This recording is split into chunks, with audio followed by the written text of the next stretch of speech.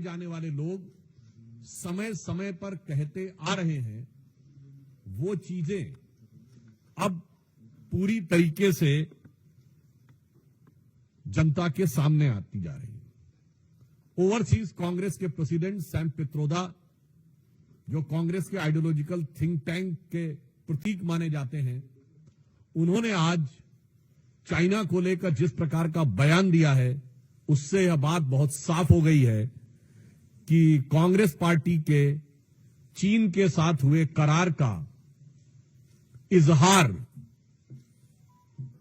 Sam Pitroda ने दिन दहाड़े कर दिया है। प्रत्यक्ष रूप से साफ साफ दिखाई पड़ रहा है। और ऑन द लाइटर नोट मैं कहना चाहूंगा, हिंदी में कहावत होती है, गुरु गुड़ रह गए और चेला शक्कर हो गए।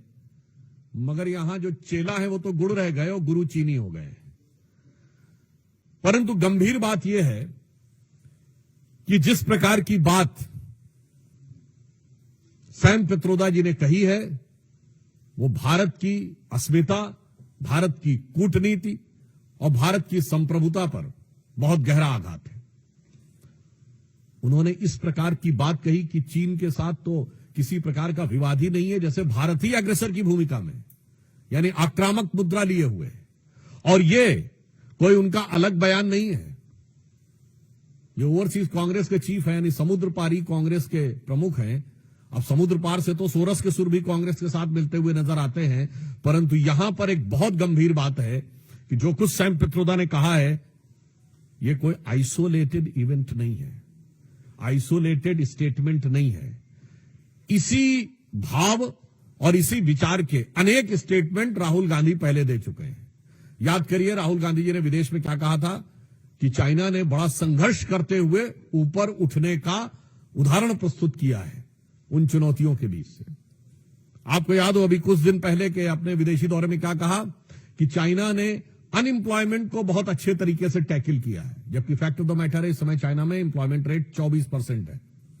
2023 में जनवरी से लेकर जुलाई के बीच में अनएम्प्लॉयमेंट रेट वहां पर बढ़ते बढ़ते हो गई 17-18%। और उन्होंने फिर जुलाई 23 से जनवरी 24 डाटा देना बंद कर दिया, फिर डाटा का बेस चेंज किया और जनवरी से लेकर अगस्त के बीच में किया, फिर बदले बेस पर भी वो 24% हो गई। मगर राहुल गांधी जी को उसमें बहुत महान चीज नजर आती है। फिर याद करिए, यही लोग कहते थे कि चाइना में प्रेस फ्रीडम इंडेक्स में हमसे ऊपर है, जबकि चाइना के डिफेंस मिनिस्टर ली शॉन्गफू गायब हो गए, चाइना के फॉरेन मिनिस्टर क्विंग गैंग गायब हो गए, वहां की सबसे बड़ी कंपनी अलीबाबा के चीफ जैक मा गायब हो गए, परंतु इनको उसमें भी नजर आता था। अब आप आइए, इसके बाद उन्होंने कहा कि इकोनॉमिक ग्रोथ बहुत शानदार की गई है। ये सारे स्टेटमेंट्स हैं। और इकोनॉमिक ग्रोथ की फैक्ट ऑफ द पोजीशन यह है कि 2024 में दुनिया की सबसे बड़ी रियल एस्टेट कंपनी, जो एक चाइनीज कंपनी थी एवरग्रांड, उसकी लिक्विडिटी हो गई। हांगकांग कोर्ट ने कह दिया लिक्विडेट कर दिया जाए। चीन के ह्यूनान प्रोविंस में कई बैंक्स बैंकरप्ट हो गए, कितनी रियल एस्टेट कंपनीज बैंकरप्ट हो गई, that is one other thing. उस प्रक्रिया में जब हम यह देखते हैं कि यह बयान सैम पित्रोदा का आया है, पहली बात तो हम बहुत साफ करना चाहते हैं, भारत सरकार प्रधानमंत्री श्री नरेंद्र मोदी जी के नेतृत्व में विश्व के हर देश के साथ अच्छे और सौहार्दपूर्ण संबंध चाहती है, परंतु वो राष्ट्रीय स्वाभिमान, सुरक्षा और सुदृढ़ता को बनाए रखते हुए। अब इसके बाद उनका यह बयान कहना, तो मैं पूछना चाहता हूं, यह गलवान के शहीदों का अपमान है कि नहीं? मैं कांग्रेस पार्टी से सीधे पूछना चाहता हूं। गलवान में जो हुआ, हमारे 20 सैनिक बलिदान हो गए, और उसके बाद यदि आपका ओवरसीज का चीफ इस प्रकार की भाषा बोलता है तो यह निंदनीय है, भर्त्सना योग्य है, और यह भारत और भारतीय सेना, भारतीय सैनिकों के बलिदान का घनघोर अपमान है। इसलिए मैंने आपसे बात कही कि यह एक पूरा सीक्वेंस ऑफ इवेंट है जिसमें सैम पित्रोदा बोलते हुए नजर आ रहे हैं। वैसे ऑन द रेफरेंस मैं आपको पहले बता दूं, बोल चुका हूं तो एक बार रिमाइंड भी कर दूं। वैसे आपको पता है, भारत में एक दौर ऐसा भी था जब चीन को हमने सैनिकों को चावल प्रोवाइड किए थे। 21 जून 1952 को जवाहरलाल नेहरू की प्रेस कॉन्फ्रेंस में उनसे पूछा गया कि आपने क्या चीन की सेना को रसद प्रदान की है? तो उन्होंने कहा हां, हमने थोड़ी मात्रा में की है, पर वो हजारों टन चावल था। और कहा इसलिए कि उनको बहुत जरूरत है। हम उनको जिंदा रखने के लिए दे रहे हैं, जबकि उस समय तिब्बत में एट्रोसिटीज हो रही थी। और वो इसलिए था कि उस समय चाइना का नियरेस्ट शहर चेंगडू 2000 किलोमीटर से अधिक दूर था और सड़कें भी खराब थी। भारत से तवांग से 250 पौने 300 किलोमीटर की थी और सड़क भी अच्छी थी। यानी उस दौर से आज तक चला आ रहा है। तो मैं साफ साफ कांग्रेस पार्टी से कहना चाहता हूं कि कांग्रेस पार्टी ने स्पष्ट रूप से यह दर्शा दिया है कि वो चीन के साथ हुए अपने करार के प्यार में राजीव गांधी फाउंडेशन को चाइनीज एम्बेसी से मिले हुए लोन के दबाव में बोल रहे हैं और लगातार इस प्रकार के बयान दे रहे हैं। इसके लिए उनको आकर सीधे सीधे सफाई देनी चाहिए। और वो अनेक उदाहरण हैं, वो सब तो अपनी जगह है। दूसरा विषय, एक और अधिक महत्वपूर्ण विषय आया है, भारत के चुनावी व्यवस्था को किस प्रकार से ये समुद्र पारीय कांग्रेस के अध्यक्ष के साथ साथ ये समुद्र पार से एक दूसरे प्रकार की जो संकेत प्राप्त हो रहे हैं, वो भी यह दर्शाते हैं कि भारत के लिए किस प्रकार के दुरभिसंधियां भारत के अंदर बैठे हुए कुछ लोग और कुछ भारत विरोधी शक्तियों के साथ चल रही हैं। कि एक international foundation for electoral systems नामक एक संस्था है, जिसने 2011 में भारत की एक संस्था India international institute of election management, जो कि चुनाव आयोग के साथ संबंधित संस्था है, इसके साथ एक करार किया। और यह करार में जो पीछे से सपोर्ट आ रही है वो CEPPS consortium for election political process election and political process strengthening नामक संस्था से आ रही है, जो जॉर्ज सोरेस के ओपन सोसाइटी फाउंडेशन के साथ उसके संबंध हैं, जिसने $500 मिलियन भारत में इन्वेस्ट किए एक माध्यम से, यूएसएड इत्यादि के माध्यम से, और इसके बाद से $3-3.5 लाख प्रतिवर्ष भारत में आते जा रहे थे। आज हम साफ साफ पूछना चाहते हैं कि भारत के इलेक्शन प्रोसेस, जबकि फैक्ट ऑफ द मैटर यह है कि 2020 में आप याद करिए, जब अमेरिका में चुनावी प्रक्रिया को लेकर अनेक प्रकार के प्रश्न उठे थे, तो भारत की चुनावी प्रक्रिया की तारीफ की गई थी कि जो इलेक्शन वोटर सिस्टम हमारे यहां है, वोटर आईडी कार्ड वाला, वो उनके यहां होना चाहिए। परंतु ये कौन सी शक्तियां हैं जो भारत में इस प्रकार चुनावी प्रक्रिया को प्रभावित करने, परिवर्तित करने या उसके अंदर कोई समस्या उत्पन्न करने के हेतु से आर्थिक अनुदान पाती हुई दिखाई पड़ रही थी? यह बहुत गहरा संदेह हमारे मन में उत्पन्न होता है। यानी बहुत साफ है कि सोरस की सुर, अंकल सैम के सुर, और उसके बाद जो कुछ यहां कांग्रेस बोलती है वो साफ नजर आता है। यानी अगर हम ये कहें, जो सैम पित्रोदा बोले हैं, ऐसा लगता है कि लिरिक्स जो है वो सैम पित्रोदा के हैं और उसके गीतकार सोरस हैं, और उसके ऊपर सिम्फनी बजाने का काम कांग्रेस पार्टी और इंडी गठबंधन के लोग कर रहे हैं। तो आज हम साफ साफ देश की जनता से कहना चाहते हैं कि अब कोई किंतु परंतु नहीं रहना चाहिए। और तीसरा विषय जो आप सबको ध्यान है, कांग्रेस के वरिष्ठ नेता और लोकसभा में उपनेता श्री गौरव गोगोई का जिस प्रकार के जॉर्ज सोरस के इस फाउंडेशन के साथ कनेक्शन नजर आता है, पाकिस्तान की एम्बेसी में उनकी बातचीत की photo,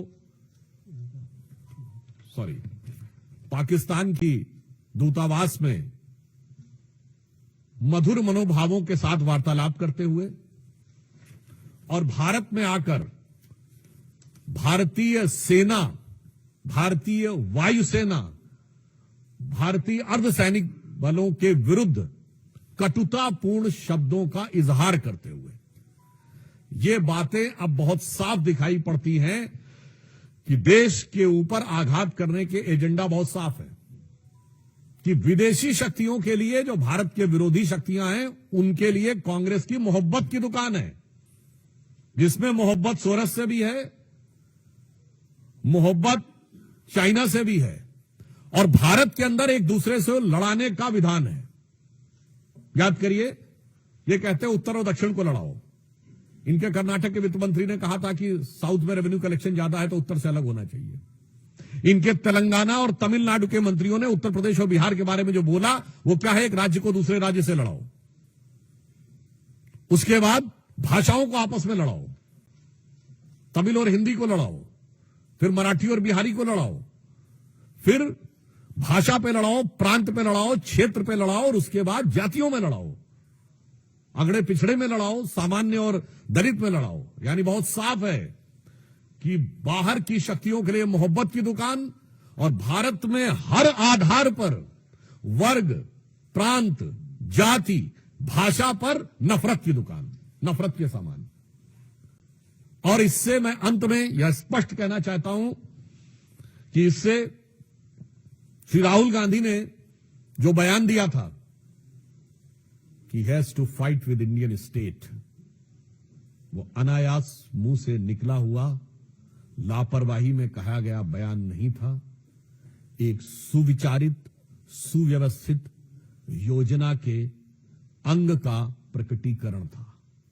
it was not just a careless slip of tongue, but it seems to be an expression of a well thought of structured design that how to demean and damage the India's strength and sovereignty. तो इसलिए अब हम बहुत स्पष्ट रूप से यह देश की जनता से कहना चाहते हैं कि यह सब कुछ जो दिखाई पड़ रहा है, चीन की तारीफ से लेकर, सोरेस फाउंडेशन से समर्थन से लेकर, भारत के अंदर सबको एक दूसरे से लड़ाने से लेकर और इंडियन स्टेट से लड़ाई करने की बात, मुझे लगता है अब किसी भी प्रकार का कोई बचाव का स्कोप कांग्रेस पार्टी के पास नहीं रह जाता है। और इस विषय पे कांग्रेस पार्टी से यद्यपि मैं अभी भी उनसे कहना चाहूंगा कि वो आकर अपनी स्पष्ट रूप से सफाई दें, परंतु मुझे लगता है कि उनकी सफाई देने का उनके पास कोई आधार नहीं बचा है। और बहुत दुख की बात यह है कि इस प्रकार की शक्तियों से हाथ मिलाते हुए या उनके सुर में सुर मिलाते हुए बात करते हुए भारत के अंदर के दलों का समर्थन हर राष्ट्रभक्त को बहुत पीड़ा देता है और उसके साथ गंभीर प्रश्न भी उठाता हुआ प्रतीत होता है। धन्यवाद।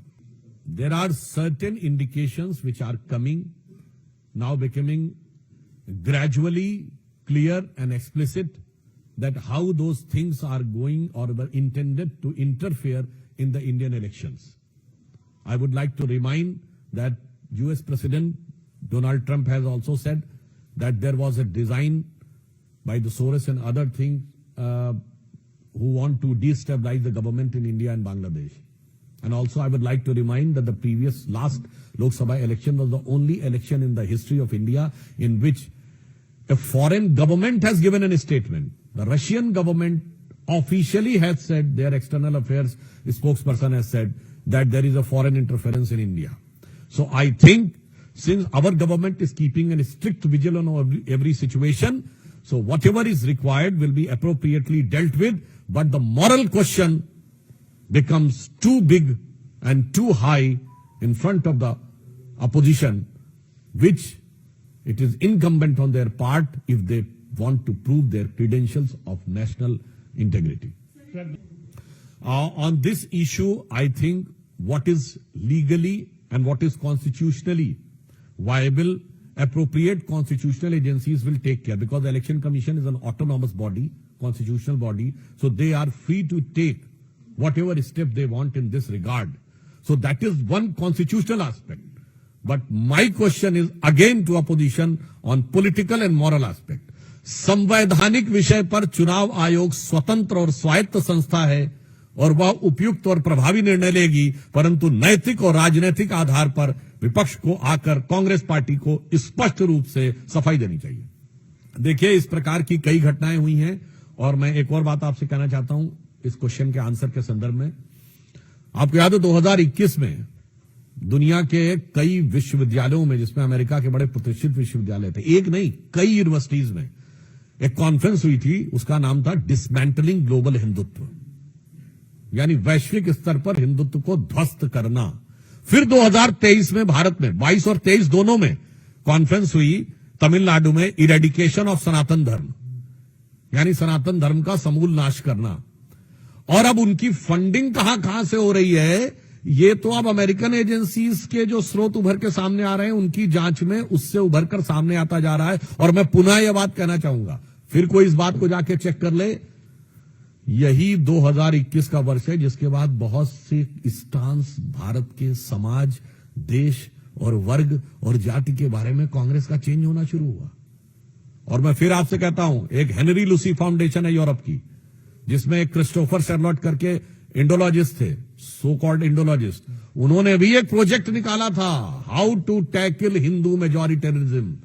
मैं दर्शकों से कहता हूं, जो करोड़ों लोग सुन रहे हो, इन सब चीजों को जाके चेक करिए, तब आपको समझ में आएगा कि मोदी जी किस परिस्थिति में देश को चला रहे हैं। और उसके बाद जो लोग इल्जाम देते हैं, तो उनके लिए एक लाइन कहना चाहूंगा मोदी जी की तरफ से कि हमें इल्जाम मत दीजिए, बहुत अफसोस होता है, हमें इल्जाम मत दीजिए, बहुत अफसोस होता है, बड़ी तरकीब से कश्ती यहां तक लेके आए हैं और बदल देते हैं हम दरिया की लहरें अपनी हिम्मत से, आंधियों में भी अक्सर चिराग हमने जलाए। तो आप सोचिए किन विपरीत परिस्थितियों में देश को लेकर आगे चलना पड़ा। I think the denial of the former chief election commissioner is not required that much as a categorical denial for that government at the time in office is required. Because for any such clearances, the clearance of government is very much required. So still up till now, if the government is not responding in categorical and unequivocal terms, I think this is a matter of concern. मैंने पुनः कहा कि पूर्व चुनाव आयुक्त के द्वारा इस विषय को कहने की अपेक्षा से अधिक हमारी अपेक्षा है तत्कालीन सरकार के प्रमुख लोग रहें, क्योंकि वो ये बताएं, कम से कम इसमें यह बात तो साफ हो गई कि एमओयू हुआ है, तो आधी बात पर तो किंतु परंतु समाप्त हो गया। अब वो किन परिस्थितियों में हुआ है, किसने उसको प्रेरित किया है और किसके द्वारा वो संचालित था, मानवीय बात है, चुनाव आयुक्त को संभवतः इस विषय की जानकारी नहीं होगी, तो हम संचालनकर्ताओं से पूछ रहे हैं, क्योंकि यूपीए सरकार तो वैसी भी थी कि वहां तो प्रधानमंत्री भी ऐसे थे जो कोई संचालित होते थे, कहीं वो स्वतः कार्य नहीं करते थे।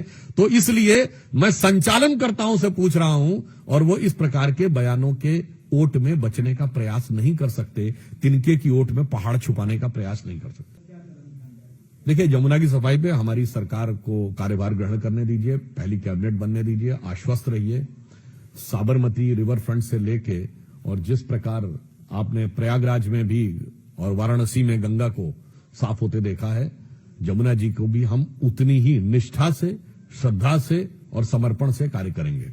और जहां तक आपने ओवैसी जी की बात कही, तो मुझे लगता है कि मुस्लिम समाज को सबसे ज्यादा निशाने पे तो ओवैसी जी की वजह से आना पड़ता है, क्योंकि वो हैदराबाद के सांसद हैं, पर उत्तर से दक्षिण तक कहीं भी हो, जिसे वो पुराने गीत में कहते हैं ना, धुम धुम धड़म धड़ैया रे सबसे बड़े लड़ैया रे, तो वो उत्तर से दक्षिण तक हर जगह लड़ने को तैयार रहते हैं। और वो लड़ने को जाते हैं और पीछे से वो क्योंकि जो सो कॉल्ड सेकुलर दल हैं, अब ये उनको उनसे भय प्रतीत होता है, क्योंकि उनकी पार्टी के नाम MIM है, उसमें 2 बार M है, तो हो सकता है इस कारण से उनको ज्यादा समस्या महसूस होती हो। तो यहां पे मूलतः किसी वर्ग, किसी समाज के प्रति कोई भेदभाव का भाव नहीं है, समस्या उन लोगों के विचार में है, क्योंकि वो लोग मुस्लिम समाज को सिर्फ अपराधियों और आतंकवादियों से जोड़ने का प्रयास करते हैं, कानून तोड़ने वालों से जोड़ने का प्रयास करते हैं। वो कभी अच्छे और सच्चे राष्ट्रभक्त मुस्लिमों के साथ, चाहे ब्रिगेडियर उस्मान हो या डॉक्टर APJ अबुल कलाम हो, वो हमारे केरल के गवर्नर आरिफ मोहम्मद खान साहब हो, बिहार के गवर्नर आरिफ मोहम्मद खान साहब हो, अथवा बड़े से बड़े हमारे अच्छे जो अभी जिनकी डेथ हुई, उस्ताद जाकिर हुसैन, उस्ताद बिस्मिल्लाह खां, उस्ताद बड़े गुलाम अली, उस्ताद अमजद अली खां, इनका कभी नाम सुना है आपने ओवैसी जी के मुंह से? इसलिए हमारे तरफ से कोई समस्या नहीं, समस्या उनकी जहनियत में।